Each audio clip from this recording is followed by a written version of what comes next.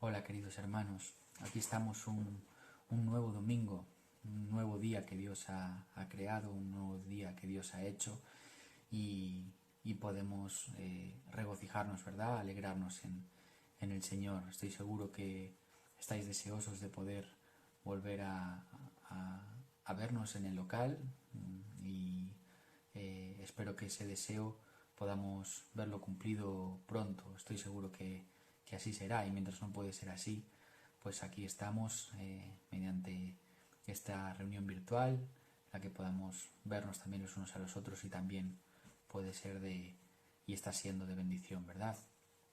Quiero compartir unos versículos con vosotros de la primera carta de Pablo a los tesalonicenses.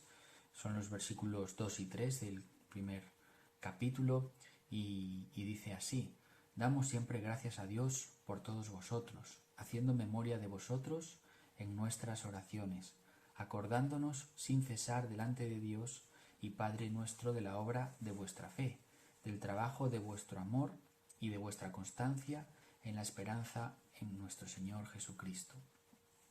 Hasta ahí.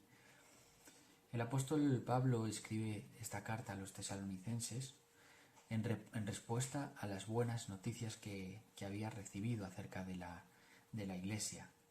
La iglesia en Tesalónica estaba formada por diferentes personas de diferentes lugares, de diferentes culturas, que habían recibido el Evangelio con gran entusiasmo, y vemos cómo el apóstol Pablo se goza, se alegra al saber que los tesalonicenses estaban permaneciendo en estos tres fundamentos que Pablo menciona: la fe, el amor y la esperanza. Y esto es brevemente la reflexión que quiero tener con vosotros acerca de estos tres fundamentos: la fe, el amor y la esperanza, ¿verdad? Son tres características esenciales que deben formar parte de la vida del creyente y de la vida de la iglesia. Y ojalá este tiempo nos haya servido para crecer en estas tres facetas tan importantes. La primera de ellas, brevemente, la fe, ¿verdad? La Biblia dice que sin fe es imposible agradar a Dios. Y sin duda, pues este tiempo que hemos atravesado nos ha servido para conocer más a Dios, para intimar, para crecer en una intimidad con Él, para leer su palabra, para pasar tiempo en oración. Y estoy seguro que todos hemos podido fortalecer, ¿verdad? Afirmar nuestra fe. El otro fundamento que Pablo menciona aquí es el amor. Y el amor era la esencia, era el motor de todo lo que hacían los tesalonicenses, ¿verdad? Y creo que así debe ser también en nosotros. Debemos tomar esto como ejemplo, ¿verdad? Crecer en nuestro amor al Señor. Este tiempo, como bien decía, también en el que hemos podido tener más tiempo, ¿verdad?, para pasar en intimidad con Dios, ha servido para crecer en fe, pero también para crecer en nuestro amor a Dios. Y este amor que crece en nosotros hacia Dios cada día es un amor también que debemos reflejar, ¿verdad?, en los demás, en nuestros hermanos, todas las personas que nos rodean, en nuestro lugar de trabajo, en el lugar donde Dios nos haya puesto. Tenemos que reflejar el amor del Señor, ¿verdad? Y el último fundamento que leemos aquí es la esperanza. Y la verdad que como creyentes podemos perseverar en una esperanza que es viva, es decir, una esperanza que no está muerta, que no está puesta en alguien que está muerto, sino que tenemos una esperanza viva porque Jesús resucitó, ¿verdad? Y así como vino Jesús, como vino una vez, tenemos la certeza de que Jesús va a volver. Tenemos la preciosa promesa de que Jesús vendrá. Y eso es una promesa preciosa y la que podemos esperar y descansar todos los días de nuestra vida. Ojalá que nos podamos levantar cada mañana y pensar que Jesús va a volver. Y también tenemos una esperanza puesta, ¿verdad?, en todas las bendiciones, en todas las cosas que vamos a disfrutar en la vida eterna, ¿verdad? Una vida eterna que Dios nos ha dado, una vida eterna que podremos disfrutar juntamente con Cristo, disfrutando de todas las cosas que Él está preparando para nosotros. Así que os desafío, hermanos, yo sé que este tiempo ha servido a todos para poder crecer en estos 3 fundamentos tan importantes en la vida del creyente, en la vida de la Iglesia: la fe, el amor y la esperanza. Y os animo a que cada día sigamos creciendo en estas 3 cosas tan importantes. Y ahora me gustaría tener un tiempo de oración. Señor y Padre, te doy gracias, Padre, porque tú eres un Dios bueno, Señor. Eres el autor y consumador de la fe, Señor. Gracias por haberte revelado, Señor, a cada uno de nosotros, Señor. Gracias por habernos iluminado, Señor, habernos hecho entender nuestra miseria, Señor. Y queremos decirte, Señor, que tú eres un Dios bueno, eres un Dios bondadoso, eres un Dios de amor, eres un Dios misericordioso, Señor. Eres un Dios que perdona nuestras deudas, que perdona nuestras iniquidades, Señor. Eres un Dios que nos ha hecho justos, Señor, y que tenemos la certeza, Señor, la bendición de saber que para ti somos tus hijos, Padre. Y podemos llamarte Padre, podemos, Señor, tenerte cerca de nosotros cada día, Señor, y vivir confiados en ti. Tú eres el único Dios, Señor. Tú eres quien merece toda la honra, quien merece toda nuestra alabanza, Señor. Y Señor, te pedimos que tú nos ayudes en cada día de nuestra vida, Señor, a seguir creciendo en estos 3 aspectos: en la fe, en la esperanza y en el amor. Gracias por todo lo que haces cada día en nuestra vida, Señor. Y te pido que tú bendigas este tiempo que ahora vamos a tener como iglesia, Señor, y que bendigas a la Iglesia Jesús Vive en Pontevedra, Señor, que podamos ser una iglesia conforme a lo que tú quieres y que tú sigas haciendo tu obra en cada uno de nosotros en el lugar donde tú nos has puesto. Te damos gracias, Señor, y te bendecimos y queremos, Señor, que tú nos hables en el día de hoy. Te damos las gracias en el nombre del Señor Jesús. Amén.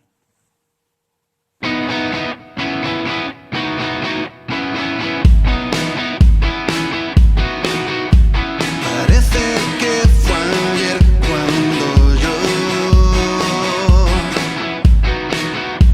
perdido y sin querer, te encontré.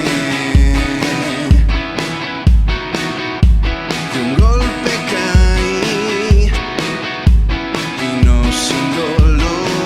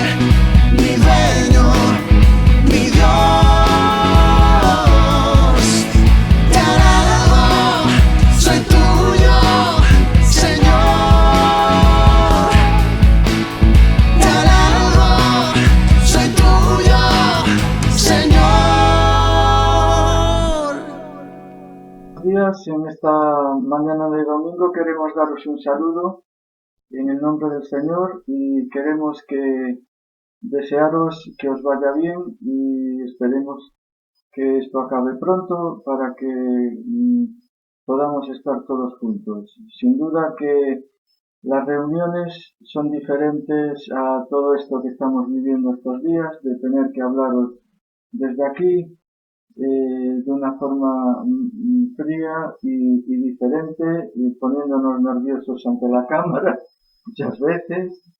Y, en fin, vamos a leer un versículo, cada uno de nosotros tenemos uno.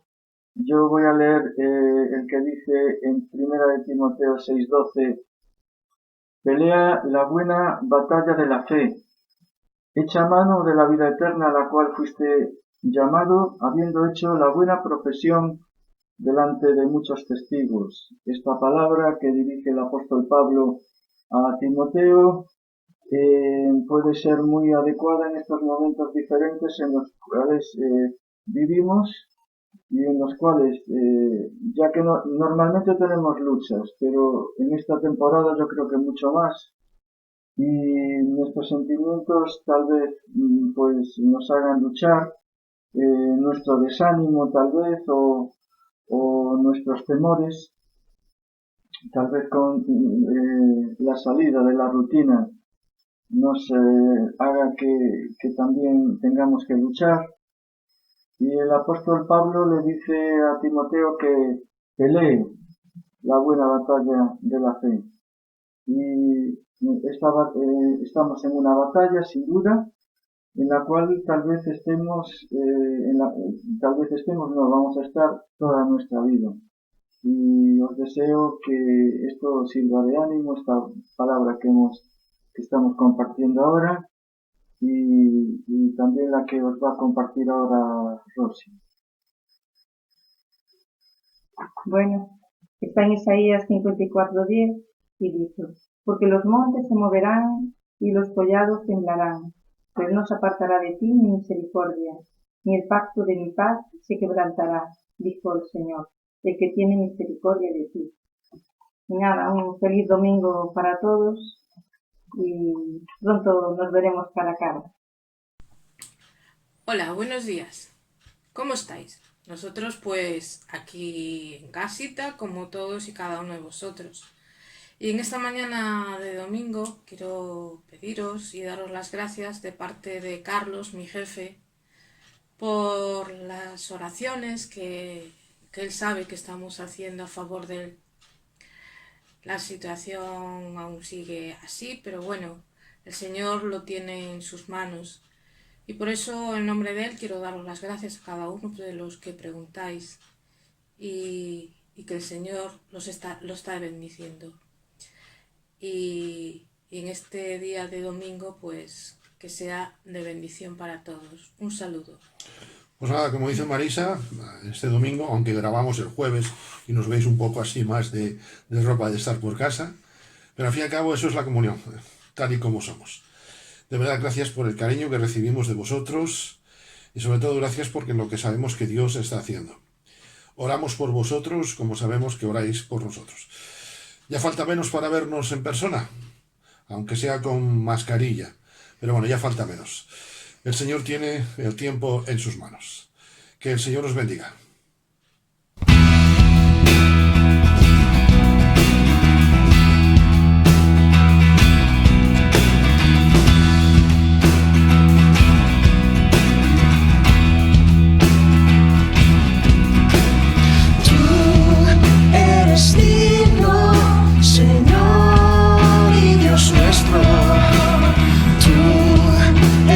Digno de recibir la gloria.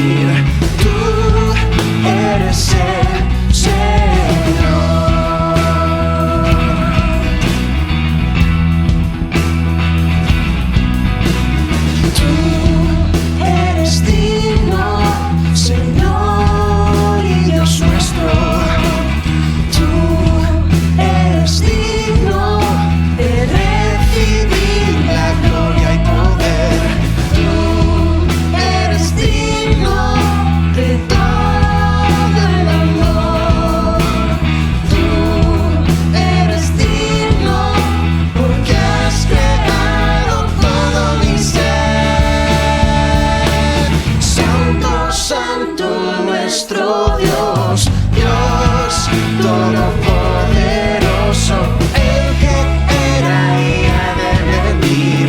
Tú eres el Señor, Santo, Santo nuestro Dios, Dios todopoderoso, el que era y ha de venir. Tú eres el Señor.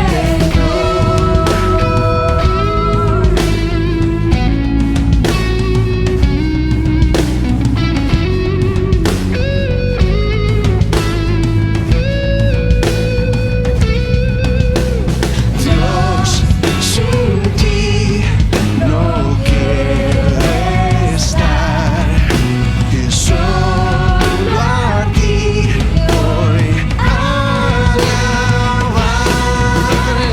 Dios sin ti no quiere estar, solo a ti voy a alabar. Santo, Santo nuestro Dios, Dios todopoderoso, el que era y ha de venir. Tú eres el Señor. Tú eres el Señor.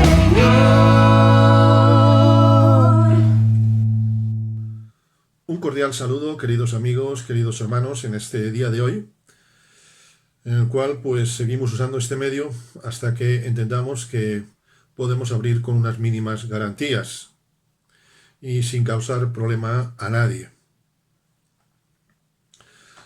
La inercia es algo que no solamente es físico, sino que también pasa en la vida. Hay cosas que se hacen por inercia, no nos planteamos ni siquiera el por qué se hacen. No se plantea el ser humano el por qué las hace. La inercia empieza como algo sencillo, algo lento, pero después empieza a acelerar y no puede frenar. Hay dos ejemplos bíblicos que creo que son ilustrativos a este respecto.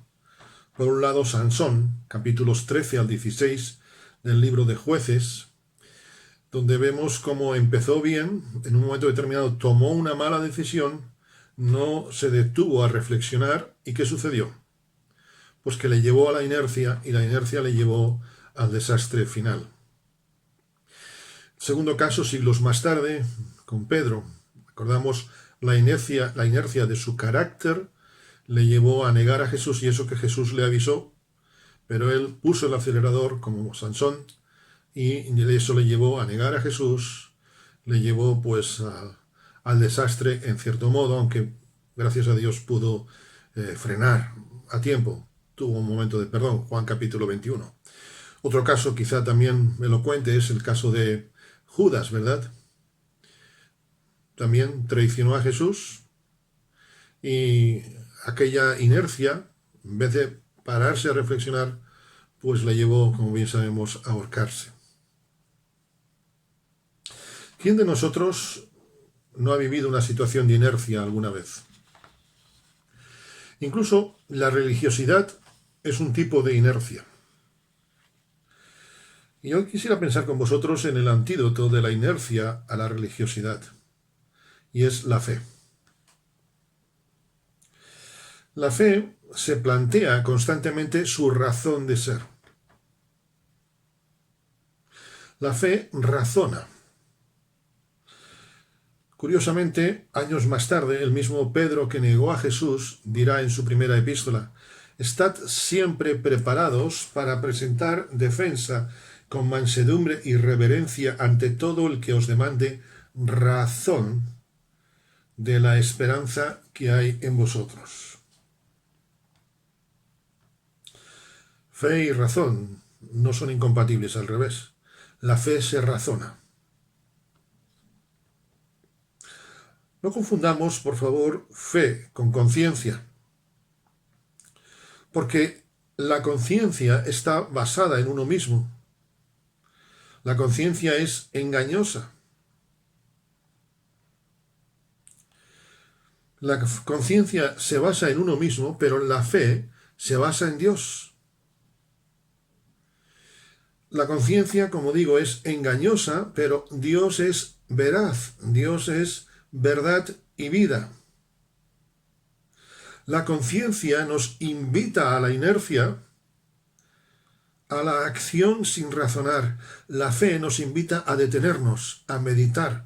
Y a lo largo de las páginas de la Biblia, de las líneas de la Escritura, encontramos una y otra vez como Dios invita a razonar, meditad, considerad, etcétera, etcétera, etcétera. Como digo, la conciencia, como alguien dijo, es como un perro guardián. Al principio ladra mucho, después va ladrando menos y al final se hace amigo. Coges una pastilla de chocolate, sabes que está mal, y a lo mejor ese día o 2 días estás, no debería comer una pastilla, pero bueno. Pero cuando te has acostumbrado a una pastilla, ya va la segunda. Y cuando te das cuenta, te has comido la tableta entera. Y el remordimiento que tenías al principio ya no lo tienes. Sabes que está mal, pero bueno, no pasa nada, me puedo dar un capricho. Incluso tu conciencia te justifica. Y cada uno sabe su tableta de chocolate cuál es. Tampoco confundamos fe con ilusión o con deseo. Porque la ilusión y los deseos están basados en uno mismo. Y aunque no es bíblico, creo que es muy ilustrativo. Calderón de la Barca decía aquello de los sueños, sueños son. Si la fe es un sueño, entonces la fe es una pesadilla, porque tendrá un triste despertar. Quiero en la voluntad del Señor ver hoy con vosotros 2 aspectos de la fe que nos ayudan a seguir no por inercia, sino por y con una experiencia diaria y fresca. Con esa experiencia fresca diaria con el Señor y por esa experiencia fresca y diaria con el Señor, que es una relación que se renueva cada día. Si el Señor lo permite, en otro momento veremos otras 2 razones, pero hoy vamos a centrarnos en 2.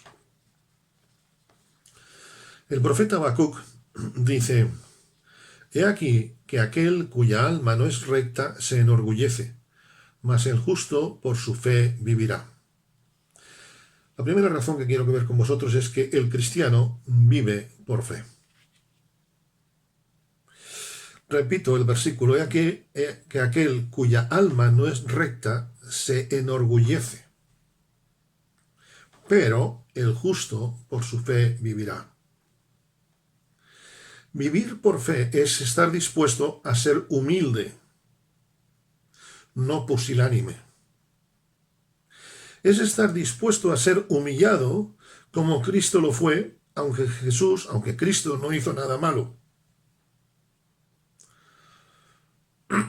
Es interesante que la única vez que Jesús dijo que aprendiésemos algo de él fue para que aprendiésemos a ser mansos y humildes. Llevad mi yugo sobre vosotros y aprended de mí, que soy manso y humilde de corazón, y hallaréis descanso para vuestras almas.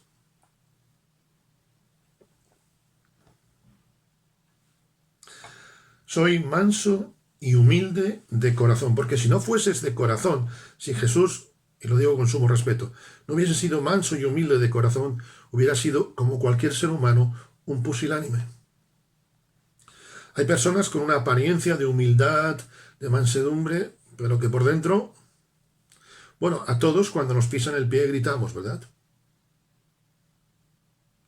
A Jesús no solamente le pisaron el pie, a Jesús lo crucificaron. Y nunca hizo daño, nunca hizo maldad, ni hubo engaño en su boca, como diría siglos antes el profeta Isaías. Aprended de mí, que soy manso y humilde de corazón, y hallaréis descanso. La fe nos lleva a tener descanso. El orgulloso, el que se enorgullece, como dice el profeta Habacuc, he aquí que aquel cuya alma no es recta se enorgullece. El orgulloso, el vanidoso, no tiene descanso. El humilde sí tiene descanso porque descansa en las promesas, descansa en las manos de Dios, descansa en los proyectos de Dios. Me llama la atención este texto. Y lo he leído cientos de veces y pensando en esta realidad me ha chocado bastante, me ha impactado mucho este texto. Por un lado, dice que el justo vive por la fe, en contraste con el que se enorgullece. Alguien que vive por fe es humilde. Repito, no es que sea tonto, no es esto. Pero bendice cuando le maldicen, etcétera, etcétera. Y es curioso porque Habacuc hace esa declaración en un tiempo muy similar al nuestro. Se dice muchas veces que Jeremías era el profeta llorón. Habacuc está prácticamente cortado por el mismo patrón. En el capítulo 1, después de haberse presentado, él dice: ¿Hasta cuándo, oh Señor, pediré ayuda y no escucharás? Clamaré a ti violencia y no salvarás. ¿Por qué me haces ver la iniquidad y me haces mirar la opresión? La destrucción y la violencia están delante de mí. Hay rencilla y surge discordia. Por eso no se cumple la ley y nunca prevalece la justicia. Pues el impío asedia al justo. Por eso sale pervertida la justicia. Vivir por fe es derramarnos delante de Dios. Vivir por fe es estar dispuestos, como dice Habacuc, a asumir la justicia de Dios. Y esto lo recoge después, o unos años más tarde, siglos más tarde, lo recoge el apóstol Pablo cuando escribe a Romanos en el capítulo 1 y versículo 17. Porque en el Evangelio la justicia de Dios se revela por fe y para fe, como está escrito: mas el justo, pero el justo, por la fe vivirá. Vivir por fe es estar dispuesto a asumir la justicia de Dios en todas las áreas de nuestra vida, incluso en las que no nos da la razón. Creo que hay un giro que puede todavía matizar más esto. Vivir por fe es estar dispuesto a asumir la justicia de Dios en todas las áreas de nuestra vida, incluso en las que no nos da la razón.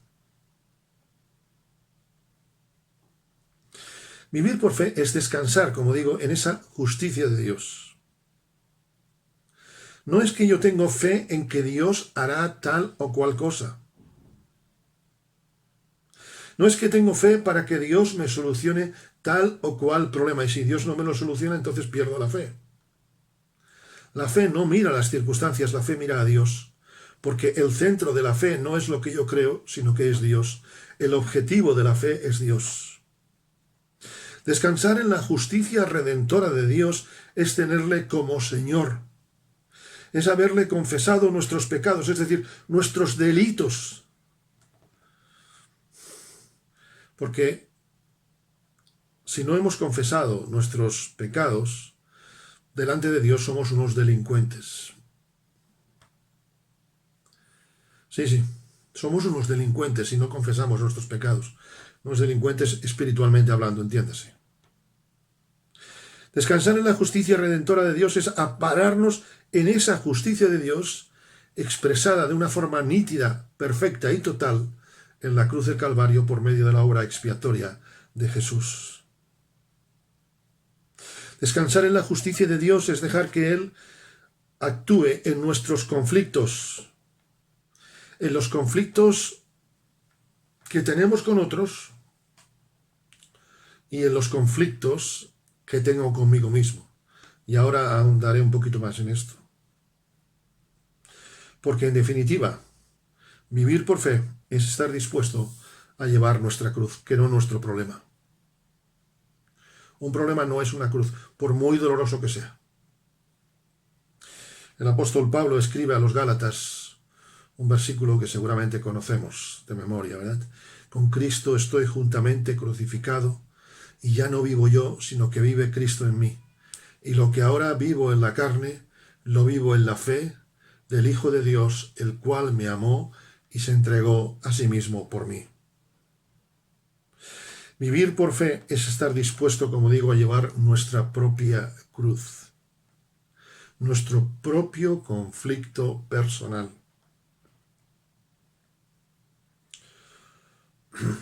Es estar dispuestos a reconocer que todos nosotros tenemos cruces personales.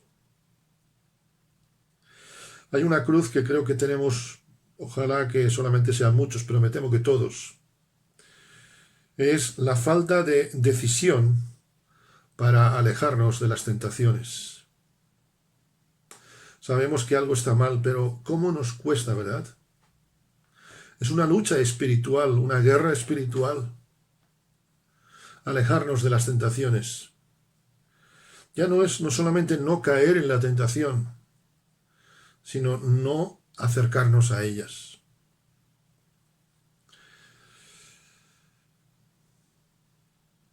No es solamente decir yo no voy a pecar, sino es decir yo no me voy a acercar al pecado. Me imagino por un momento el hijo pródigo. Seguramente no comería carne de los cerdos, pero cuando llegó a casa, ¿cómo venía? Oliendo a cerdo. No es solamente no caer en la tentación, sino la cruz de decir, Señor, apártame de la tentación. Y es una de las cosas que Jesús nos enseñó a orar, ¿verdad?, en la oración del Padre Nuestro. No nos dejes caer en la tentación. Y creo que hemos de clamar, Señor, no nos dejes caer y no nos dejes ni siquiera acercarnos. Estar dispuesto a reconocer nuestra cruz personal es reconocer que tenemos un carácter que necesita ser moldeado por Dios. Por eso el Señor está haciendo una obra de perfeccionamiento en nosotros. ¿Quién no tiene alguna vez problema con su propio carácter? Vivir por fe es estar dispuestos a entregarnos al máximo por Dios.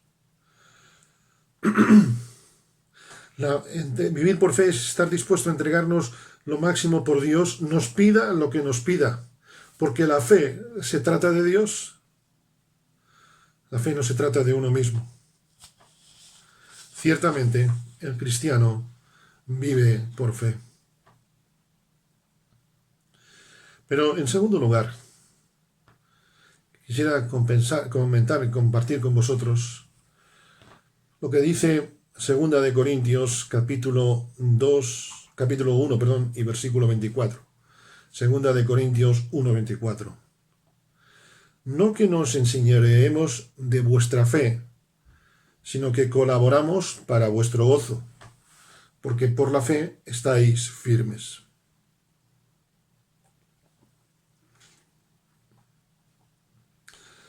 El cristiano vive por fe y el cristiano camina por fe y está firme por fe. La fe en Cristo, la fe en Cristo es lo que nos afirma en Dios. Lo que nos afirma en Dios no es el cumplimiento de una serie de rituales. La fe no es el resultado de una serie de obras. La fe sí da como resultado una serie de obras, que es muy distinto. No es una serie de obras a ver si me dan fe, sino que la fe produce obras. Un rito nunca da firmeza. Un rito nunca consuela, un rito nunca ayuda a caminar. Un rito es, como decía en la presentación, un rito es una inercia.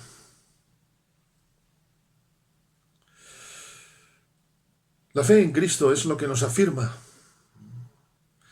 No es ni siquiera la asistencia a una serie de eventos religiosos, ni siquiera el cumplimiento.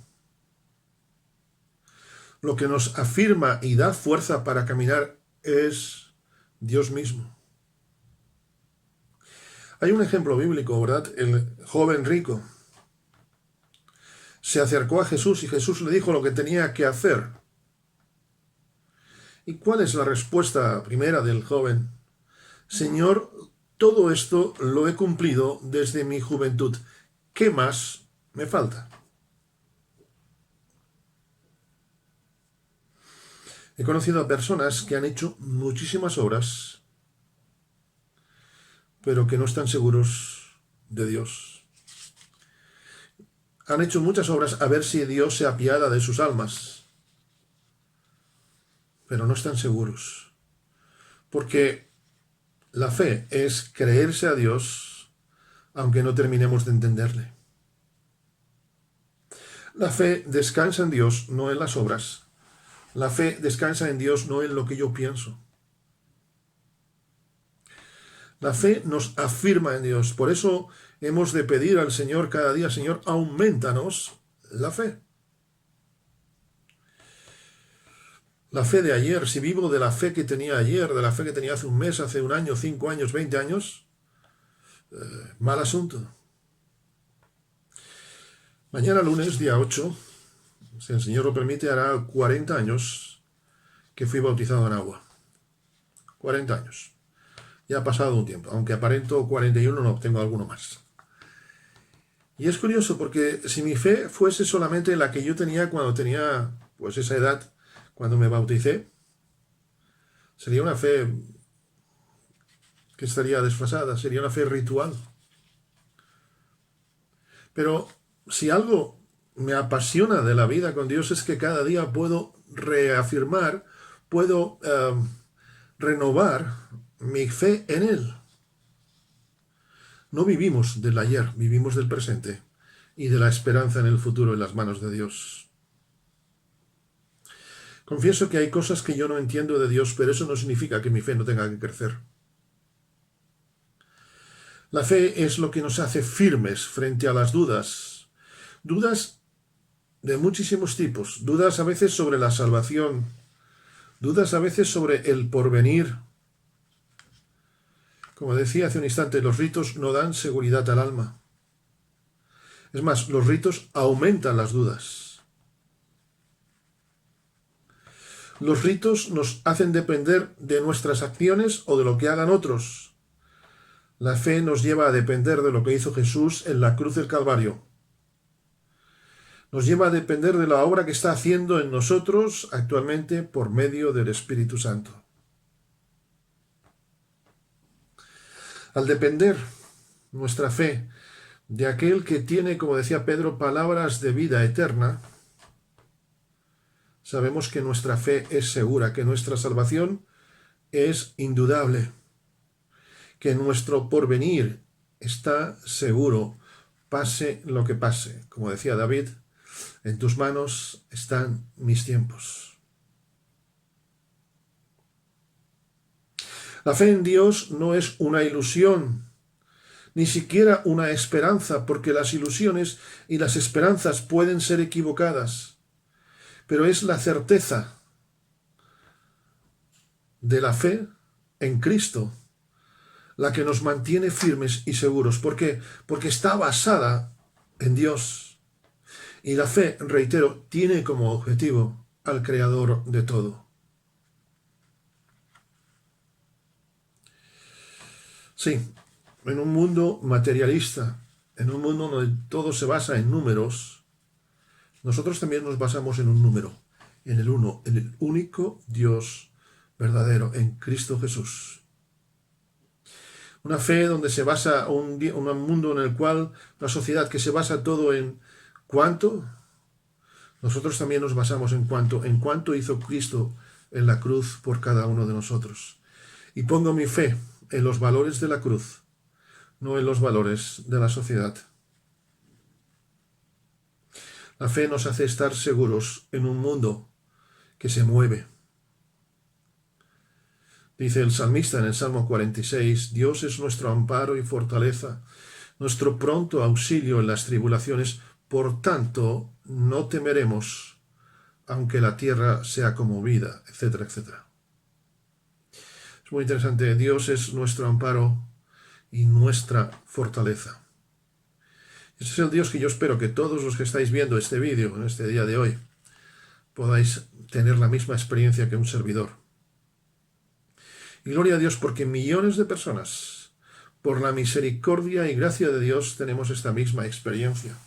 Gloria a Dios, porque millones de personas, y tú puedes ser mi amigo también, alguien que hoy pueda vivir esta experiencia, acercarnos a Dios.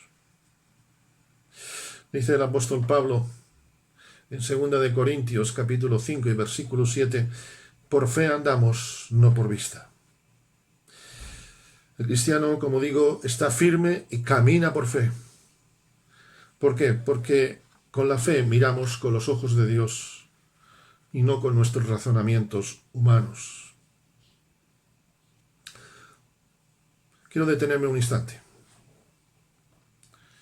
No es fácil ver con los ojos de Dios. No es fácil ver las cosas como Dios las ve. Por eso hoy mi oración, nuestra oración es, Señor, ayúdanos a mirar con tus ojos. No es fácil ver las cosas como Dios las ve, y por eso cada día, como Habacuc, nos desesperamos delante del Señor. No es fácil ver las cosas como Dios las ve, por eso anhelamos que el Señor, como dice el Apocalipsis, limpie con colirio nuestros ojos. No es fácil ver las cosas como Dios las ve porque ni de lejos tenemos todas sus virtudes. No es fácil ver las cosas como Dios las ve porque nosotros tenemos la perspectiva humana, por muy honesta que sea y por muy sincera que sea. En definitiva, no es fácil ver las cosas de Dios porque nos falta mucho de Él. Dice Primera de Corintios, el apóstol Pablo en Primera de Corintios capítulo 2 y versículo 14. El hombre natural no percibe las cosas que son del Espíritu de Dios porque para él son locura y no las puede entender porque se han de discernir espiritualmente. Sé que quizá algunas cosas que estoy diciendo hoy pueden parecer una locura. Por eso yo pido a Dios su misericordia. Por eso pido a Dios que aumente mi fe. Habacuc comenzaba desesperándose. Señor, ¿por qué? ¿Por qué, Señor, pasa esto? Señor, ¿por qué esta situación? Y aquel hombre que tiene una reflexión, que razona su fe, llega al capítulo 3 y dice, aunque la higuera no florezca ni en las vides haya frutos, aunque falte el producto del olivo, y los labrados no den mantenimiento, y las ovejas sean quitadas de la majada, aunque no haya nada en los corrales, aunque me falte de todo, yo me alegraré en el Señor. Eso es la fe. Eso es la fe. Lo demás es religiosidad. Ciertamente, por fe, el cristiano está firme. Ciertamente por fe el cristiano camina y ciertamente por fe vivimos, porque sin fe es imposible agradar a Dios. Sea más pequeña, sea más grande todavía nuestra fe, sin fe, aunque nuestra fe sea pequeña como un grano de mostaza, ya con eso agradamos a Dios.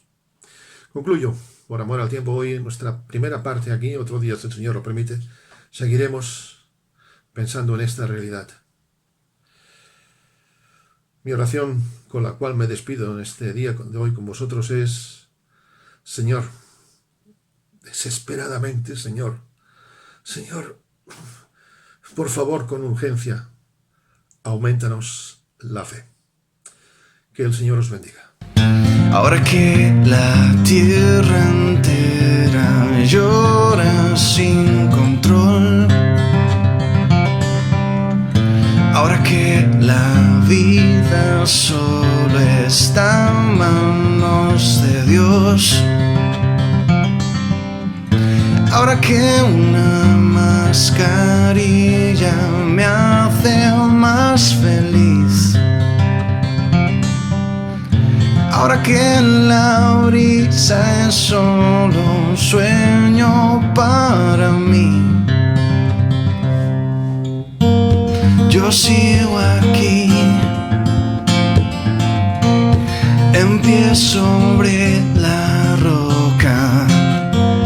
No hay otro lugar pueda estar seguro.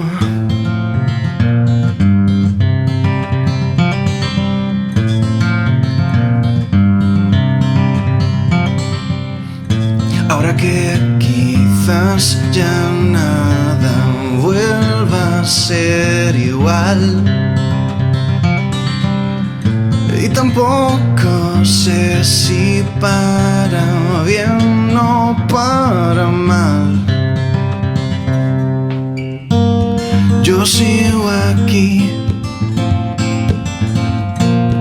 en pie sobre la roca.